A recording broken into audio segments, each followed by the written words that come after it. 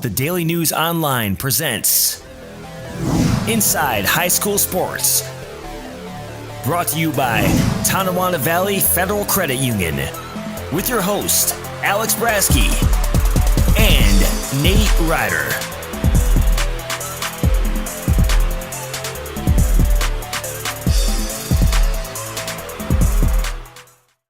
Hello, everybody, and welcome to yet another episode of Inside High School Sports. My name is Alex Brasky.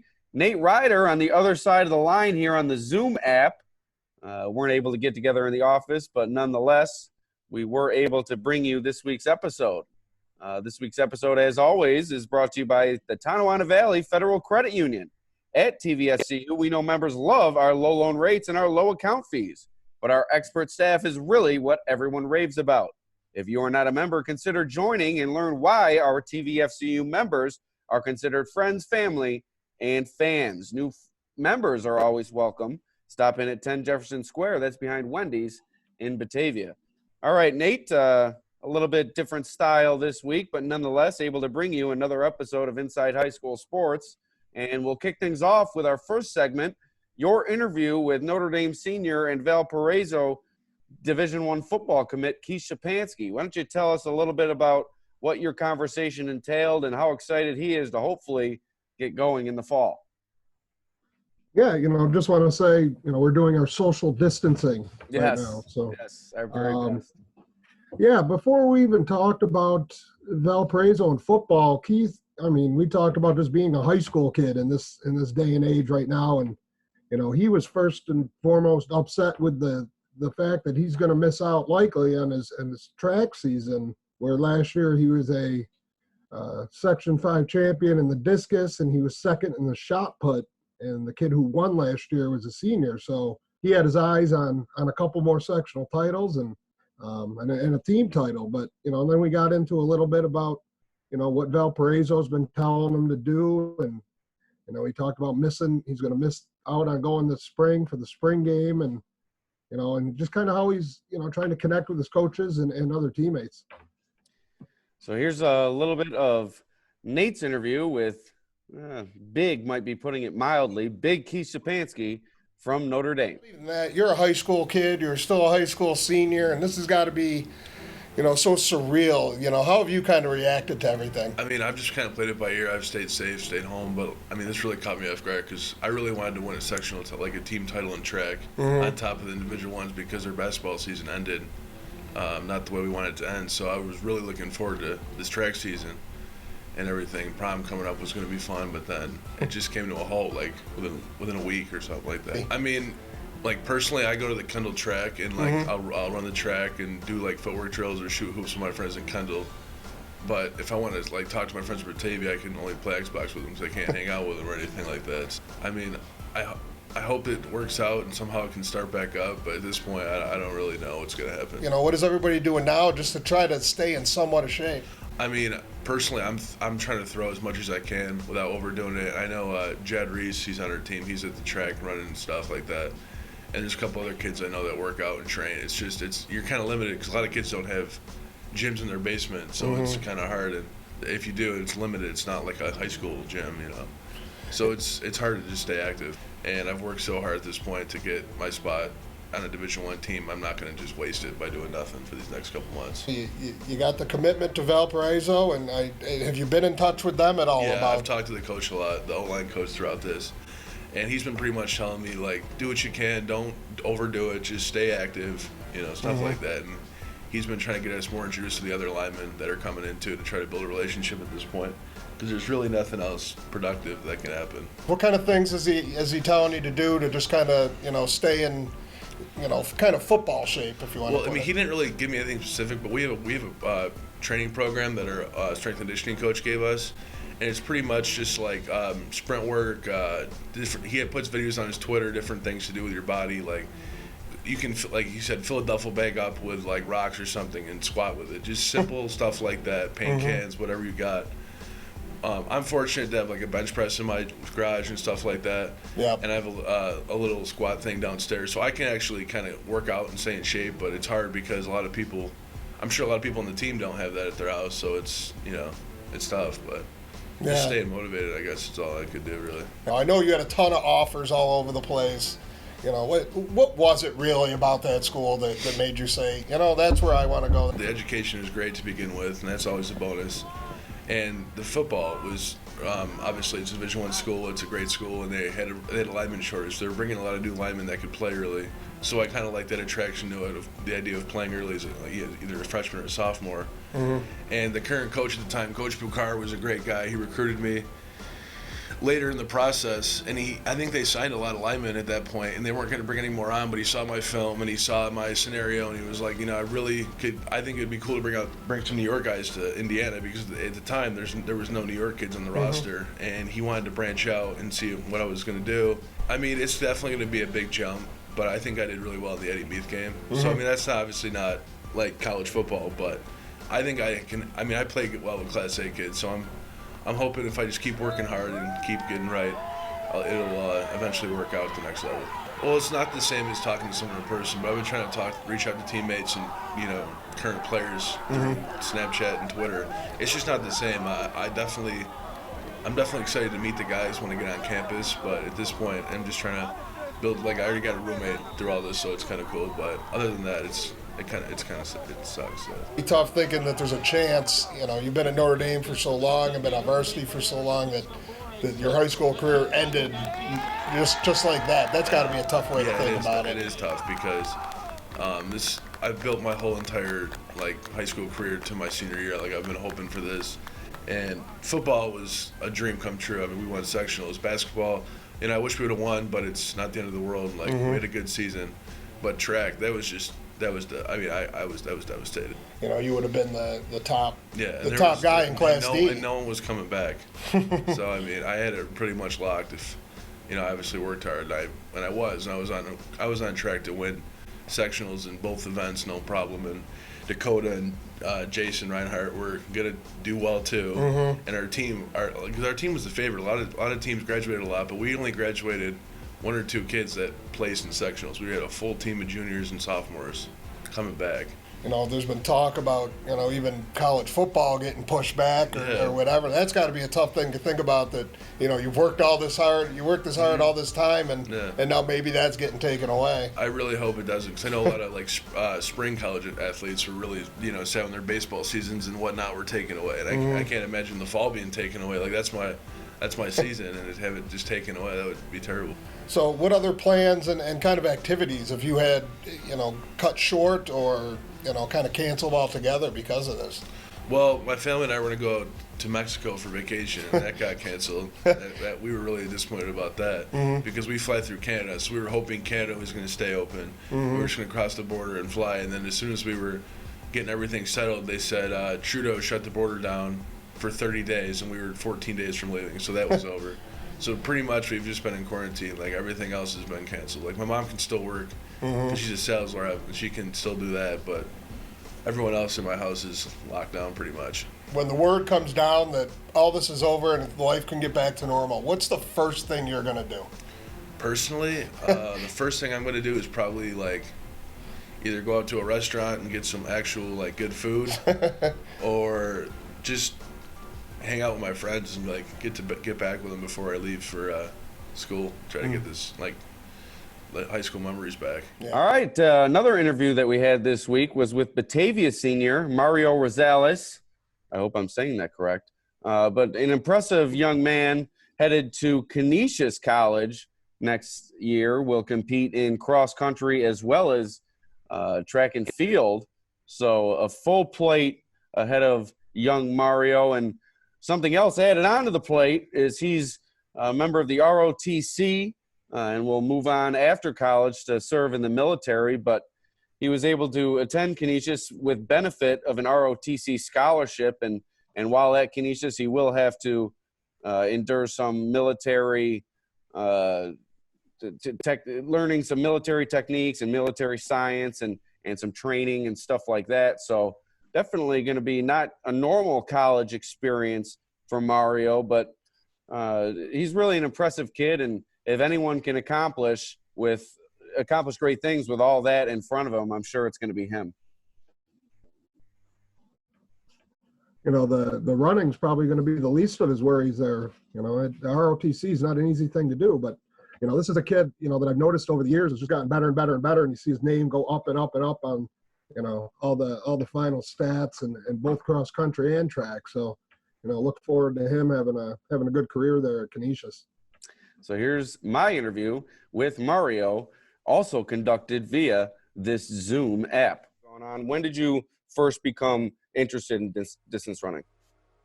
Yeah, so that really began around, I'd say freshman year.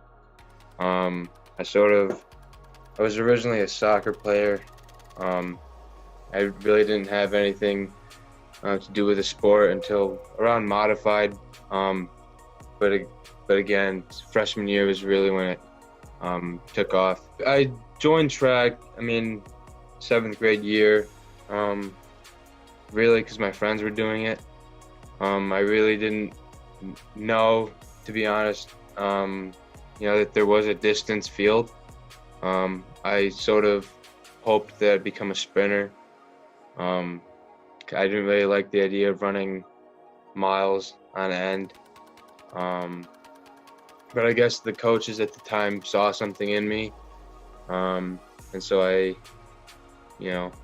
leaned towards it more and more as the years went on.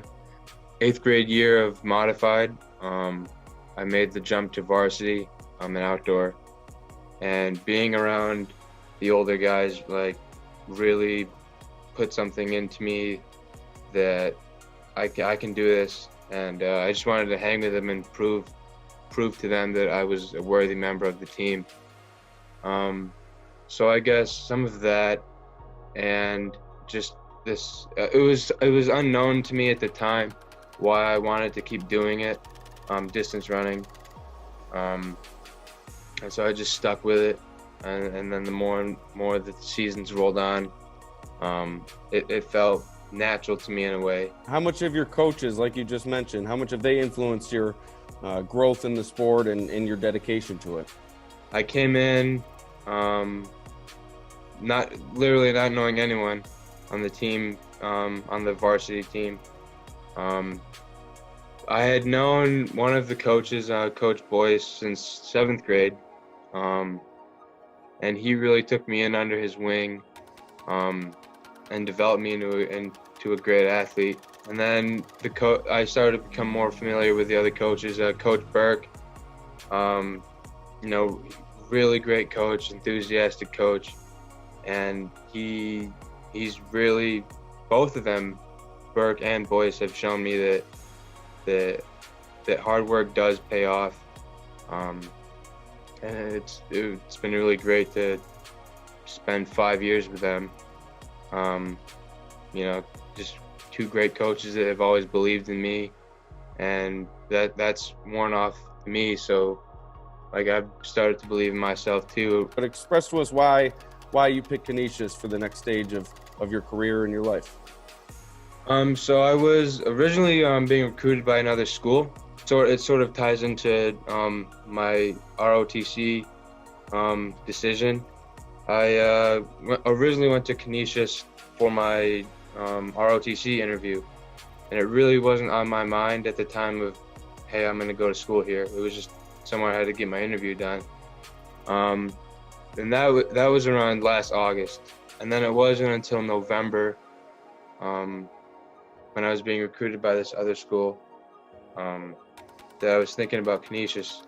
And those two schools were on my mind, on my radar. And I was going in and out of which school it was going to be. And then I started looking at, the team dynamic and, the results that Canisius has been putting up. And, the fantastic coaches, Coach Huckle, really developing a great program. I can see that. And I just thought, hey, this is something I want to be a part of. How happy are you that you're able to remain close to home? No, it's great. That was definitely a factor in deciding, especially because I still want to be close to, some of the teammates that I still have, some of the underclassmen that I have great relationships with. you know, it's great that I'll be able to, you know, at times come back, watch their races, you know, still be a part of the community that has helped me tremendously become the athlete and person that I am today. You mentioned your ROTC. When did you decide to pursue a military career? This was around 3rd grade. Wow. I come from a military family.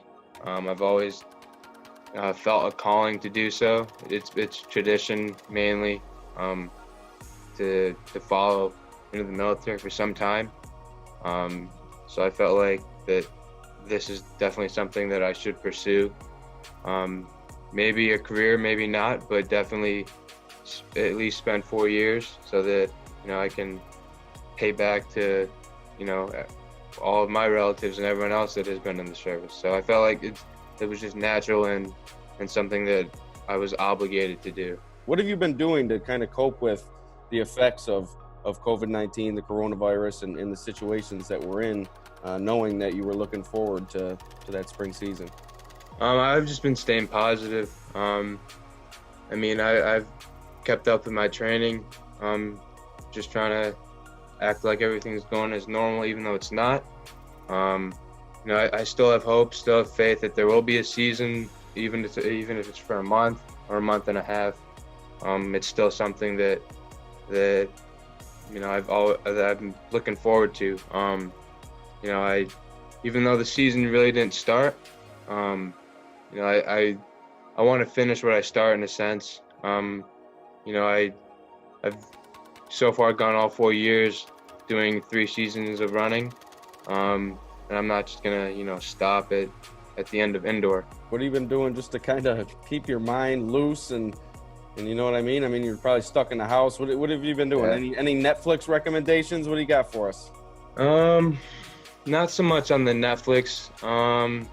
You know, I've just been, I mean, I've been reading a little bit, you know, just listening to music, trying to just keep my mind off of it, not watching the news. I heard Tiger King's pretty popular, so I might check that out. All right, I want to thank Mario and Keith for joining us this week on another episode, which is brought to you by the Tonawanda Valley Federal Credit Union. There is not a better time to leap into a new home or spruce up your current home. Call 585-343-5627 to schedule your appointment and let the leaping and sprucing begin. That's Tonawanda Valley Federal Credit Union, 10 Jefferson Square in Batavia. That's behind Wendy's, like I said, in Batavia. All right, Nate.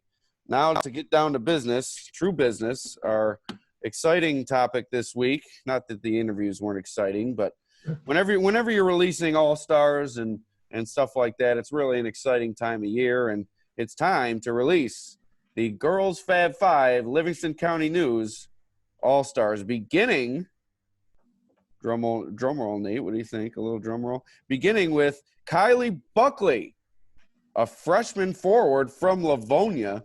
And Nate, I saw KYLIE play a couple times this year, including against eventual sectional champ Dansville, and this is an impressive underclassman and an impressive freshman. I mean, to be a freshman and to lead the team with 20 points and 8.4 rebounds per game, I mean, that really says it all.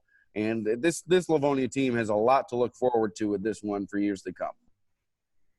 Yeah, Coach Schuster has definitely got a talent there, because I saw her play once and somebody told me she was a freshman and I didn't believe it.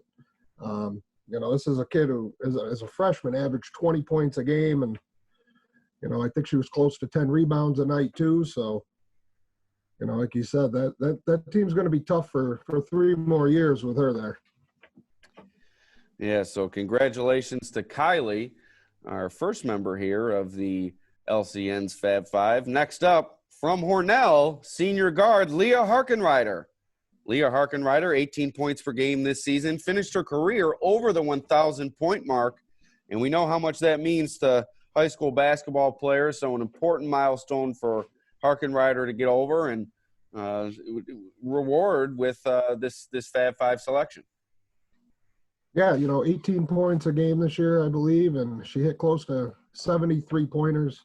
You know, she's a kid who's been there for quite some time, and I know Chris had a little snippet in his I won't say the whole thing, but in his bios about her that the coach said that she's just meant everything to that program. And, you know, for a team that's in and out, you know, pretty good every single year, you know, that's pretty high praise for a girl that, you know, like I said, has been there for a while. And, you know, I think she also finished her career with almost 200 3-pointers. So, you know, this was a sharpshooter, and, you know, she showed it. Yeah, no doubt. So congratulations to Leah Harkenrider. Next up from Avon, senior guard Kenny Reed.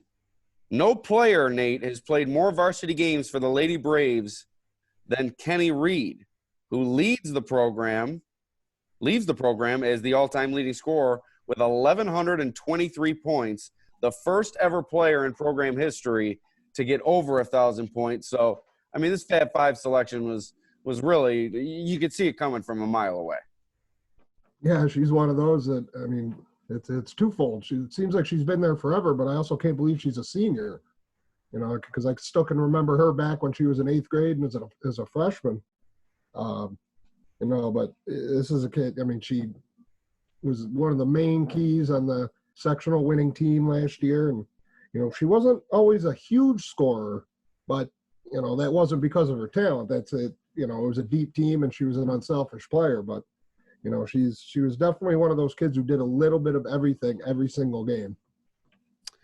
All right, so congratulations to Kenny Reed on that talented Avon team that won a sectional championship last season. Next up, our co-players of the year, both from Dansville, senior Grace Rittenhouse and junior Ariana Young.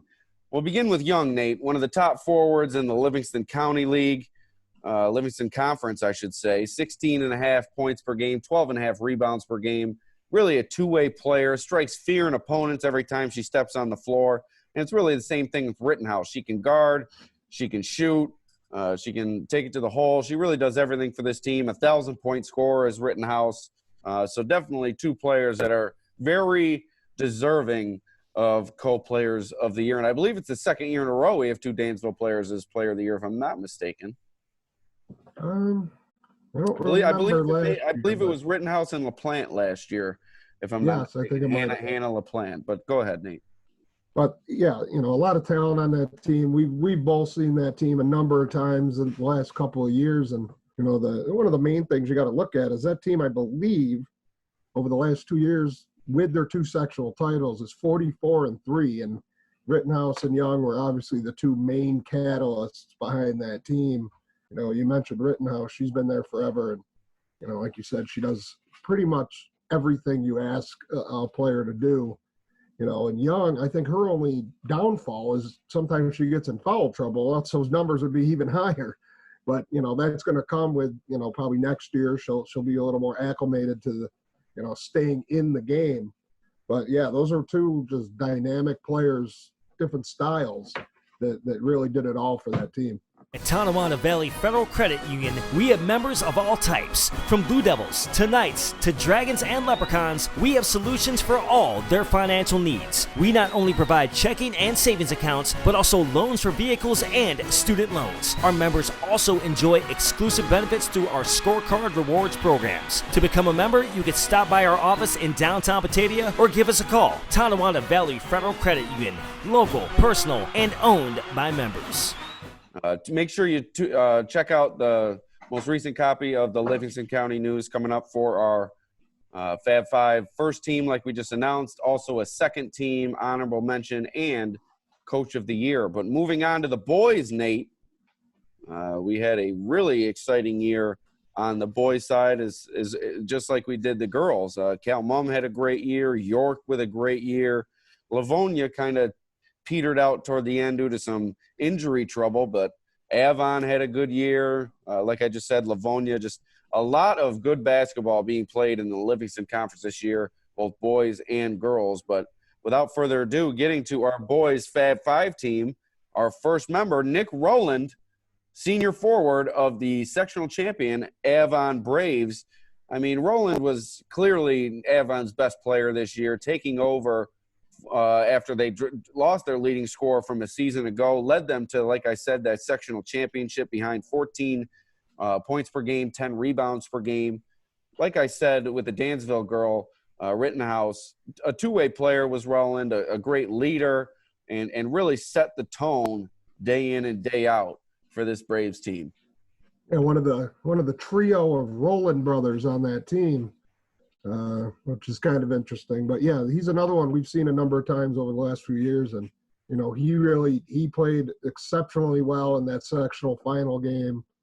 And he's also a kid that I know he didn't get to 1,000 points. I know he was pretty close, but he was definitely the key. He was a big man technically, but he's not huge, and he did what Coach Freeze asked for him to do. He worked that paint, and he made it trouble for other teams in the lane, and well deserving for a kid who was a double machine this year. I don't remember how many he had. I saw it at some point, but he was definitely in the teens and double doubles. So very talented player.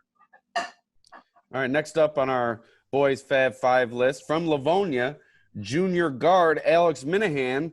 As we said before, the Bulldogs suffered some injury trouble at the end of the season, and that was on part of Minahan, an unfortunate injury just before their sectional matchup, and they wound up dropping that sectional matchup to a Greece Olympia team who was a major underdog going in. So it just shows you how much Minahan meant to that team this year. 16.5 points per game, 3.5 assists per game, 2 steals per game. And going into his senior season, he's just 78 points shy of 1,000.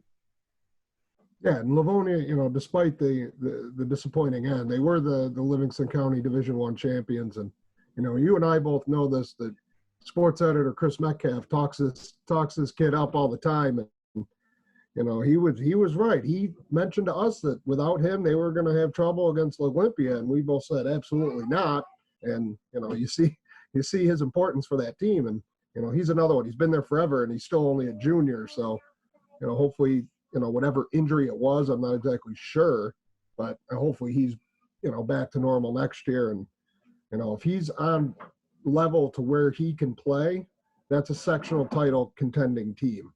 And even in that tough bracket, which, has Batavia in it, or at least did this year. And, so that's a quality kid to kind of build the program around. Nate, I hear some trouble going on in the background. The Rugrats running around. What's going on? Yeah, that's the 3-year-old. You want to come say hi, Bubba? Well, now he's being shy. All right. So congratulations to Alex Minahan from Livonia. But our next recipient of a Fab-Five selection, Riley Stella of York. I'm sure many could see this coming. And Nate, I'll just let you get right to it. Talk about the mullet. I know you want to. It's the greatest. I wavered a little bit here and there, but it is the greatest mullet in the Tri-County area. I hope he keeps it forever.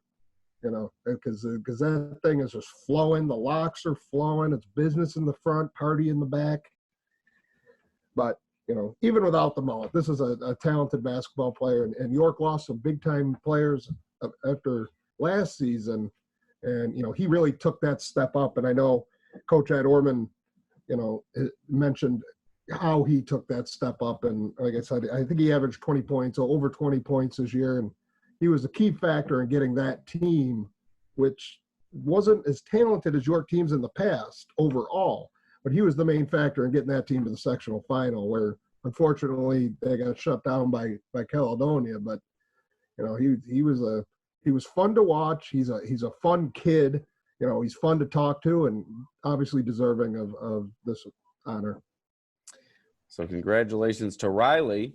And York's rival, as Nate just mentioned, Cal Mum, with their first selection here, Joe Larson, senior forward. A huge role played by Larson in back-to-back sectional championship runs for the Raiders. He averaged 14 points and 9 rebounds this year, was kind of the complementary scorer to Vin Molisani, but did a great job inside, an athletic player who could play defense. He rebounded. He could run the floor. Everything that Coach Dan Dickens is looking for out of his big man and any player that he puts on the floor.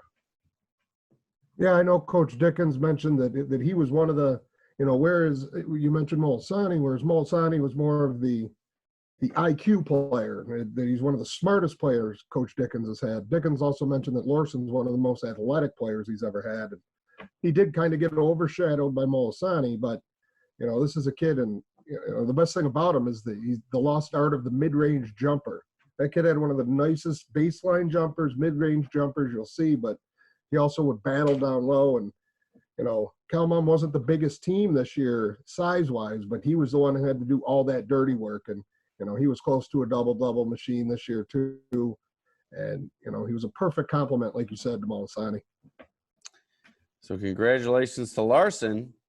But speaking of Vin Molisani, our player of the year for the Livingston County News, a back-to-back sectional champion as was Larson, finished his career as the Red Raiders' leading scorer in program history, 1,605 points, 22 points, and 6 rebounds this season. I mean, is there anything really that you can say about this kid? I mean, his play really just did the talking this year every time out.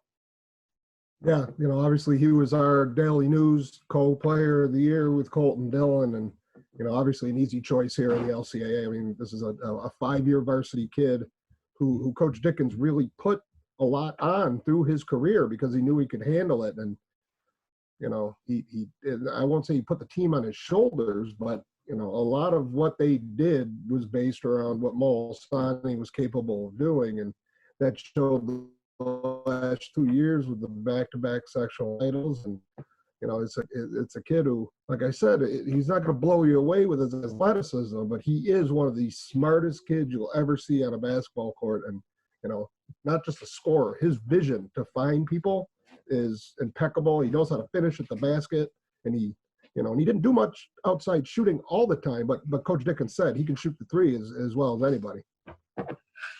All right, so that's our Fab-Five boys basketball team. Like I said about the girls, be sure to check out the second team and honorable mention as well as Coach of the Year in the Livingston County News. All right, Nate, that's going to do it for another episode of Inside High School Sports brought to you by the Tonawanda Valley Federal Credit Union.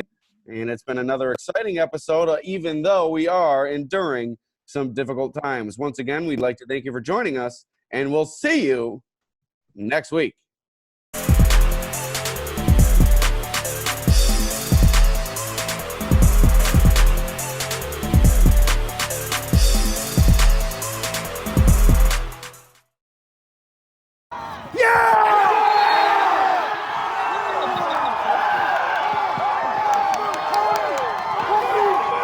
Bush's pass intended for Josh DeVries falls incomplete.